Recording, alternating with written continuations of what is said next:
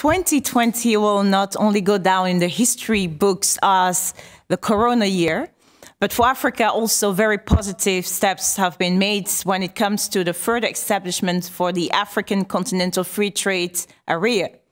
Its secretariat has been set up in Ghana, and we are now joined by Dr. Francis Mangeni, Head of Trade Promotions and Programs at the AFCTA Secretariat. A very warm welcome to you, Dr. Mangeni. Thank you. Thank you so much. And thank you for joining us. To set the scene, could you briefly introduce the vision behind the African Continental Free Trade Area? The African Continental Free Trade Area creates a single African market for trade in goods and services, and also covers cooperation in the areas of investment, competition, intellectual property, and e-commerce. So that is our vision, to have one single trade regime across the continent. And what have been the latest updates around the agreement? So the latest updates are that as of 1st of January 2021, that is within just 15 days, we start trading under the African Continental Free Trade Area. Mm-hmm. That's the latest, the hot news. Okay. And how does this agreement will be beneficial to the Dutch, in particular, and European entrepreneurs active on the continent? So this agreement creates a large market for investment. This large market supports critical levels of investment. Africa, or the African Continental Free Trade Area, has a combined GDP of 3.4 trillion US dollars. Together, it's the fifth largest economy in the whole world. We have a population of 1.35 billion consumers. Returns on investment are quite good, 6.5%. Compared to 6% in the developed countries. This is according to estimates by the Overseas Development Institute. And according to estimates by the IMF, despite the COVID pandemic, the African economy next year will grow by 3.1%. So there is a lot of potential for critical levels of investment into Africa now. The regulatory reforms are going to improve the business environment through regulatory reforms that are expected under the African Continental Free Trade Area. So I would like to suggest that Africa is the place to be. It's the happening place. And we welcome European investment. We are open for business. And Dr. Mangeni, when do you think that we can have a free movement of goods and labor all through Africa? All right, so we've already started with the free movement of goods. The African Continental Free Trade Area means that there will be free movement of goods. The African Continental Free Trade Area also covers trade in services. We are beginning to have a free movement of trade in services as well. Now, regarding free movement of people, there is, of course, under the services component, the capacity for natural persons to move across borders to supply their services. But we have another instrument called the Protocol on Free Movement of Persons in Africa, which is open for signature and ratification.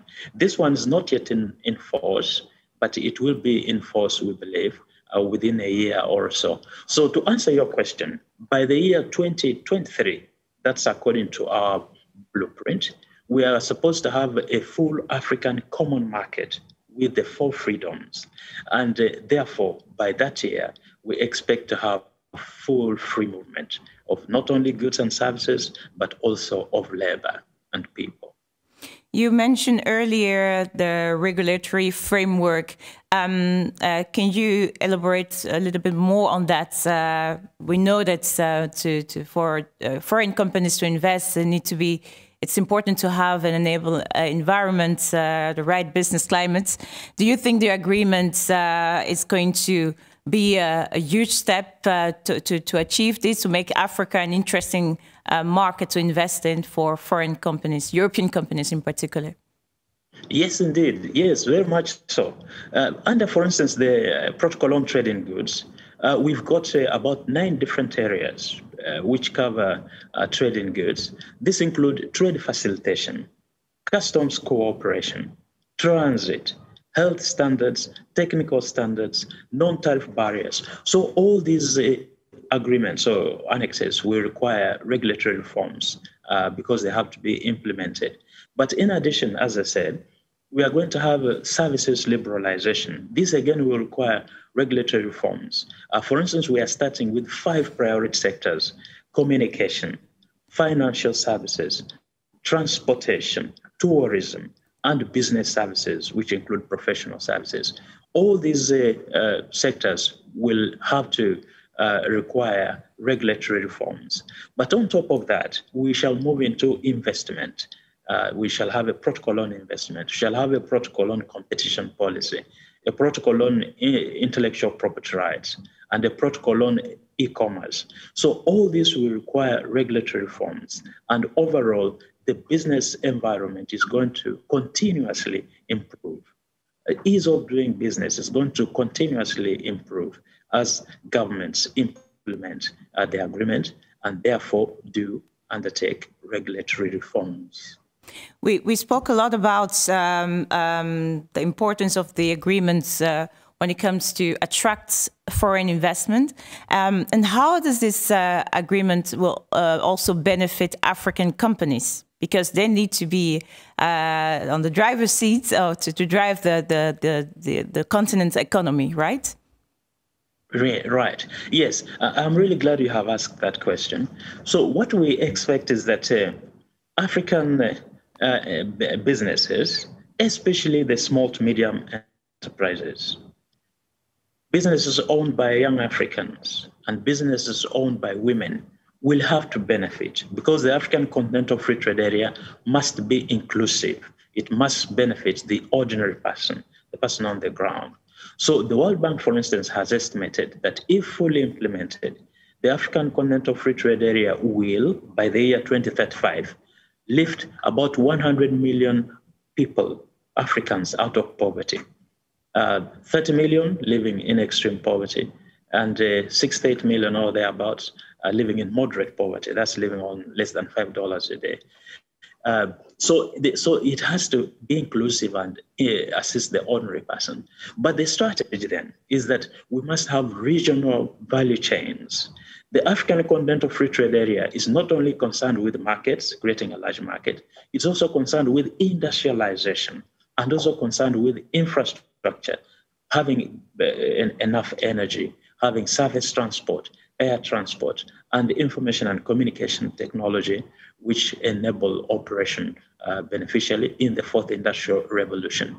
So through these interventions that help to improve the business environment, we also expect regional value chains to be tapped into so that the small businesses can be linked into the big businesses, both African big businesses and any international big businesses that operate on the continent, so that African companies can also benefit. Thank you. We want to prioritize made in Africa. That's what the priority is. Thank you. That's a clear message, Dr. Mangeni. One last question. Africa and Europe, how do we move forward together? So we move forward together, not only in the area of trade, which we are just talking about, but also in these other areas where human civilization, human existence is threatened, climate change. This is a clear priority for both Europe and Africa, and we have to work together on this. Peace and security, we need to move together on this as well in order to have peace in the world. Everybody needs peace in the world. And then we need not just political stability, but also macroeconomic stability. So we need a stable international global order. I believe that these are areas where both Europe and Africa can work very closely together for the good of humankind as a whole.